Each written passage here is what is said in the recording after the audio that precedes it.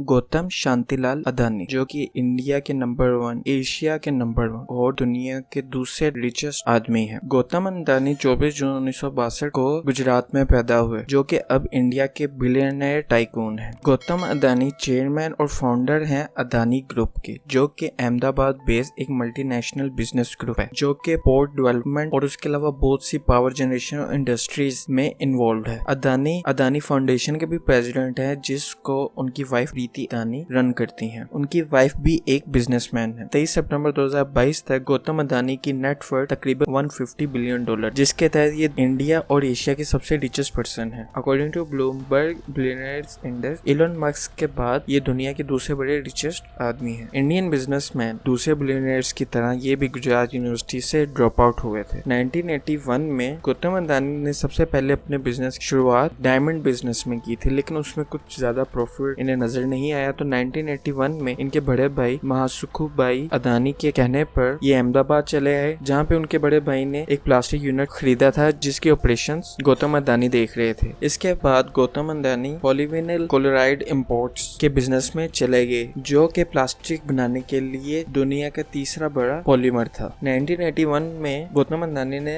Adani exports की company बनाई, जो कि आज अदानी एंटरप्राइजेस के नाम से मशहूर है। ये कंपनी एग्रीकल्चर और पावर कमोडिटीज में डील करती है। 1991 में जब इंडिया दूसरे मुल्कों के साथ फ्री ट्रेड एग्रीमेंट्स कर रहा था, तो वो गौतम अदानी के लिए बहुत ही फेवरेबल साबित हुए, जिसके बाद इनकी कंपनी ने डिफरेंट बिजनेसेस और ट्रेडिंग्स जैसे कि मेटल्स, टेक्सटाइल और एग्रीकल्चर प्रोडक्ट्स में अपने आप को एक्सपेंड कर लिया। 1994 में जब गवर्नमेंट ऑफ गुजरात ने मुंद्रा पोर्ट की कंस्ट्रक्शन को आउटसोर्स किया, तो 1995 में ही अदानी को इसका कॉन्ट्रैक्ट मिल गया और 1995 में इन्होंने अपनी सबसे पहली जेटी बनाई, जो कि मुंद्रा पोर्ट और स्पेशल इकोनॉमिक जोन में ऑपरेट की जाती थी। जिसके बाद इसके operations Adani port and SEZ company को ट्रांसफर कर दी गई, जो कि अदानी ग्रुप्स की ही एक कंपनी थी। आज वही कंपनी इंडिया की सबसे बड़ी private multi port operator company है, जो कि सालाना 210 मिलियन टन का कार्गो डील करते हैं। 1996 में अदानी पावर जनरेशन बिजनेस में दाखिल हो गए। उन्होंने अपने डिफरेंट थर्मल पावर प्लांट्स लगाए, यानी कि जिनमें कोयले से बिजली, LNG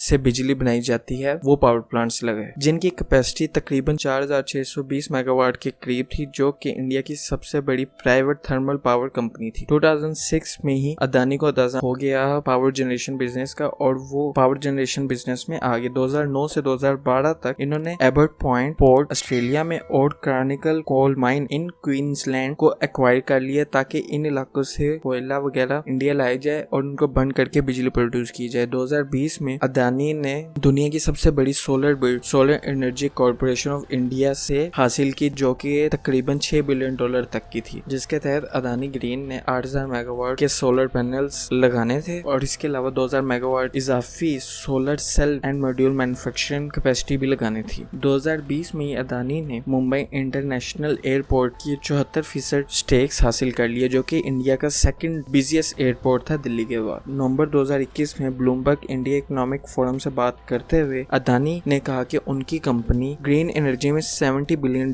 तक इन्वेस्ट करने जा रही है। फेब 2022 को मुकेश अंबानी को सरपास करते हुए गौतम अदानी एशिया के सबसे बड़े रिचेस्ट पर्सन बन गए। 2022 में ही अदानी कॉर्पोरेशंस ने अंबुजा सीमेंट्स और इसकी सब्सिडीज को एक्वायर कर लिया। अंबुजा सीमेंट और इसकी सब्सिडीज को सिर्फ $10.5 बिलियन में एक्वायर कर लिया। अगस्त 2022 में गौतम अदानी की company AMG media networks limited AMNL ने बताया कि उन्होंने RRPR होल्डिंग के तहत NDTV में 29.18% का स्टेक एक्वायर कर लिया और उनका 26% फर्दर स्टेक हासिल करने के भी ख्वाहिशात हैं। इसके अलावा Gautam Shantilal Adani Jain international trade organisation JITO के भी मेंबर हैं। इसके अलावा आपको एक इंटरेस्टिंग क्लिप बताते हैं कि 1998 को गौतम शांतिलाल को अगवा कर लिया गया था, लेकिन बगैर किसी तावान के ही उनको रिलीज कर दिया गया, और ये थे इंडिया के सबसे बड़े, एशिया के सबसे बड़े और दुनिया के second richest person Gautam Shantilal Adani.